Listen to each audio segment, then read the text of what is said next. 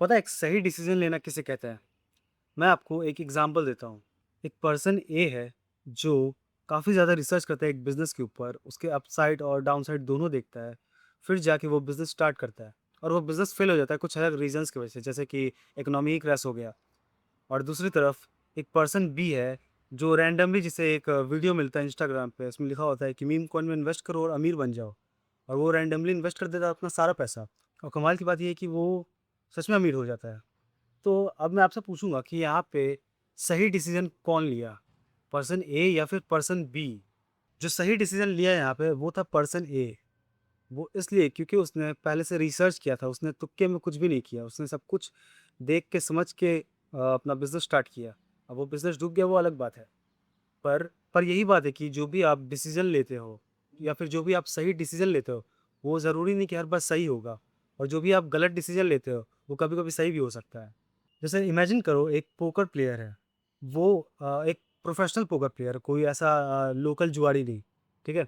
वो जो professional poker player है, वो कैलकुलेट करता है हर एक पॉसिबिलिटी। फिर जाके वो कोई डिसीज़न लेता है उस गेम में और वो हार जाता है। पर जो वो डिसीज़न लेता है वो गलत साबित हो जाता है। तो उसका मतलब ये नहीं हुआ कि उसका डिसीज़न गलत था, क्योंकि उसने काफ़ी ज़्यादा कैलकुलेटिवली वो डिसीज़न लिया था, बहुत ज़्यादा सोचा था उसके बारे में। मैं आपको एक चीज़ बताता हूँ कि आप कभी भी परफेक्ट डिसीज़न नहीं ले सकते हो। आप हमेशा हाईएस्ट प्रोबेबिलिटी डिसीज़न ले सकते हो। मतलब कि वो डिसीज़न जिसका सच होने का सबसे हाईएस्ट चांस हो। और मैं आपको 5 स्टेप फ्रेमवर्क बताने वाला हूँ कि एक कैसे सही डिसीज़न लेते हैं। स्टेप नंबर 1 है, define the actual problem, what you really want to achieve. मतलब कि मैं आपको एक एग्जांपल देता हूँ। एक इंसान है जो कुछ डिसीजंस के बीच में फंसा हुआ है, उसे एक सही डिसीजन लेना है। वो सोच रहा है कि या तो वो सॉफ्टवेयर डेवलपर बन जाए या फिर वो अपना खुद का एक बिजनेस स्टार्ट करे। तो प्रॉब्लम ये है कि वो सही सवाल नहीं पूछ रहा है। उसे सबसे पहले ये समझना होगा कि उसे चाहिए क्या, क्या वो अचीव करना चाहता है रियलिटी में। मतलब कि क्या वो पैसा कमाना चाहता है? क्या वो फ्रीडम चाहता है? मतलब कि क्या वो स्टेबिलिटी चाहता है, एक बेटर सिंपल लाइफ़ चाहता है, या फिर वो बहुत सारा पैसा कमाना चाहता है? उसे सबसे पहले स्टेप नंबर 1 ये है कि सबसे पहले तुम्हें क्या रियलिटी में चाहिए वो तुम्हें लिखना होगा अपने कॉपी में। अपना कॉपी और पेन उठाओ और लिखो कि सबसे पहले तुम्हें क्या चाहिए, तुम क्या अचीव करना चाहते हो। उसके बाद आएगा step number 2, list all the options. मतलब कि जितने भी ऑप्शंस हैं तुम्हारे पास उस गोल को लेके, वो जो भी तुम अचीव करना चाहते हो उसको लेके जितने भी ऑप्शंस हैं, क्या तुम वो जॉब करके हासिल कर सकते हो, या फिर तुम बिजनेस स्टार्ट कर सकते हो, या फिर तुम फ्रीलांसिंग कर सकते हो, क्या तुम्हें ट्रेडिंग करना चाहिए या फिर इन्वेस्टर बनना चाहिए। जितने भी ऑप्शंस हैं वो सारे लिखो कॉपी में, क्योंकि ये यहाँ पे सोचने से काम नहीं बनेगा। ये जब तक तुम लिखोगे नहीं अपने कॉपी में तब तक तुम्हें वो दिखेगा नहीं सही से। तो स्टेप नंबर 2 ये है कि जितने भी ऑप्शंस हैं उसे लिखो अच्छे से। स्टेप नंबर 3 ये है कि जितने भी तुमने ऑप्शंस लिखे हैं उसके अपसाइड्स और डाउनसाइड्स लिखो। जैसे पहला ऑप्शन था कि बिजनेस स्टार्ट करना खुद का, तो उसके अपसाइड्स क्या हो सकते हैं कि अनलिमिटेड इनकम पोटेंशियल है, इसमें फ्रीडम मिल सकता है आपको, और इसमें आप बहुत कुछ जल्दी सीख सकते हो, काफ़ी अच्छा स्किल मिल सकता है आपको। और उसका डाउनसाइड क्या हो सकता है कि ये बहुत ज़्यादा रिस्की है, बहुत ज़्यादा स्ट्रेसफुल है, बहुत ज़्यादा डिमांडिंग है ये बिजनेस स्टार्ट करना खुद का ही। और दूसरा ऑप्शन जो था कि दूसरा ऑप्शन जो जॉब वाला था, उसमें अपसाइड क्या हो सकता है कि ये काफ़ी ज़्यादा स्टेबल है। इसमें तुम्हें कोई भी कंपनी के जो प्रॉब्लम्स है, उन्हें सॉल्व करने की ज़रूरत नहीं पड़ेगी, और इसमें आपको बिज़नेस डिसीज़न्स नहीं लेने होते हैं। रात-रात भर जागना नहीं पड़ता है बिज़नेस के बारे में सोचने के लिए। और इसका जो डाउनसाइड ये है कि इसमें अनलिमिटेड मनी पोटेंशियल नहीं है। आपको काफ़ी लंबे वक़्त तक काम करना पड़ेगा फ्रीडम अचीव करने के लिए, या फिर कई लोग तो फ्रीडम अचीव भी नहीं कर पाते इसमें। और भी बाकी के जितने भी ऑप्शंस आपने लिखे थे, उन सबको आपको अपसाइड्स और डाउनसाइड्स लिखने होंगे। स्टेप नंबर 4 है कि खुद से ये 3 सवाल पूछो। तो पहला क्वेश्चन ये है कि what happens if I do this for 5 years. मतलब कि क्या होगा अगर मैं ये स्किल्स पे काम करूँ 5 साल तक? 1 महीना नहीं, 6 महीने नहीं, बल्कि 5 साल तक। क्या अचीव होगा इसके बाद?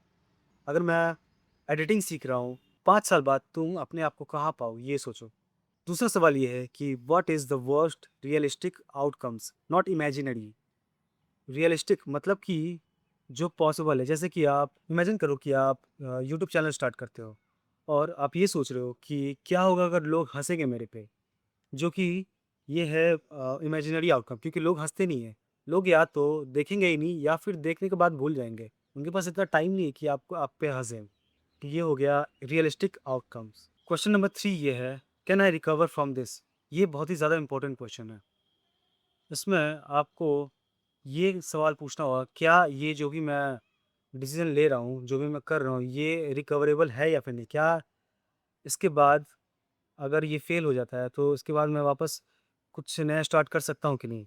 देखो, डिसीज़न 2 टाइप के होते हैं। एक तो होता है रिवर्सिबल और एक होता है इर्रिवर्सिबल। रिवर्सिबल डिसीज़न वो होता है जो आप फ़ेल होने के बाद भी वापस कुछ नया स्टार्ट कर सकते हो। जैसे कि आप कोई नया स्किल सीख रहे हो या अपना यूट्यूब चैनल स्टार्ट कर रहे हो। ये सब अगर फ़ेल भी हो जाता है तो आप कुछ नया अच्छे से स्टार्ट कर सकते हो। और जो इर्रिवर्सिबल डिसीज़न होता है, वो ऐसा होता है कि अगर आप वो डिसीज़न एक बार ले लिए, तो आप उससे रिकवर नहीं हो पाते हो। या फिर बहुत ज़्यादा ही मुश्किल होता है। जैसे कि शादी करने का डिसीज़न या फिर बहुत ज़्यादा कर्ज़ लेने का डिसीज़न। अगर आप एक बार बहुत ज़्यादा लोन ले लिए, तो उससे रिकवर होना बहुत ज़्यादा मुश्किल होता है। तो ये हो गया इर्रिवर्सिबल डिसीज़न। एक रूल है, इसे याद रखना, ये ऑलमोस्ट हर बार अच्छे से काम करता है, कम से कम मेरे साथ तो करता है। तो रूल ये है कि अगर जब भी तुम 2 ऑप्शंस के बीच में फँस जाओ, तो खुद से ये पूछो कि मैं अगले 10 साल में इनमें से कौन से ऑप्शंस को ना ट्राई करने के लिए रिग्रेट करूँगा। मतलब कि ऐसा सोचो कि तुम्हारे पास जो 2 ऑप्शंस हैं, उसमें से कौन-सा ऑप्शन तुम अगले 5 या 10 साल बाद रिग्रेट करोगे कि तुमने ये ट्राई क्यों नहीं किया। ये काफ़ी ज़्यादा इम्पोर्टेंट रूल है, काफ़ी ज़्यादा कमाल का रूल है। ये ऑलमोस्ट हर वक़्त काम करता है मेरे साथ। तो ये जो फ़ॉर्मूला मैंने बताया, ये काफ़ी ज़्यादा यूनिवर्सल फ़ॉर्मूला है। ये ऑलमोस्ट सबके साथ काम करता है। तो सबसे पहला स्टेप ये है कि अपने जो गोल्स है वो लिखो। तुम्हारा जो प्रॉब्लम जो तुम अचीव करना चाहते हो वो लिखो। उसके बाद उसके सारे ऑप्शंस लिखो। उस ऑप्शंस के अपसाइड या डाउनसाइड्स लिखो और ये सोचो कि 5 साल में उसका आउटकम क्या हो सकता है। उसके बाद जो उसका वर्स्ट केस सिनेरियो वो लिखो और क्या तुम उससे रिकवर कर सकते हो कि नहीं ये लिखो। इसके बाद तुम्हारा जो फाइनल आउटपुट आएगा वो होगा तुम्हारा सही डिसीज़न। ये चीज़ याद रखना कि जो गुड डिसीज़न मेकर होते हैं वो हमेशा सही नहीं होते हैं। वो ऐसे लोग होते हैं जो कि गलत भी हो सकते हैं और अपनी गलतियों से जल्दी सीख सकते हैं और रिकवर कर सकते हैं।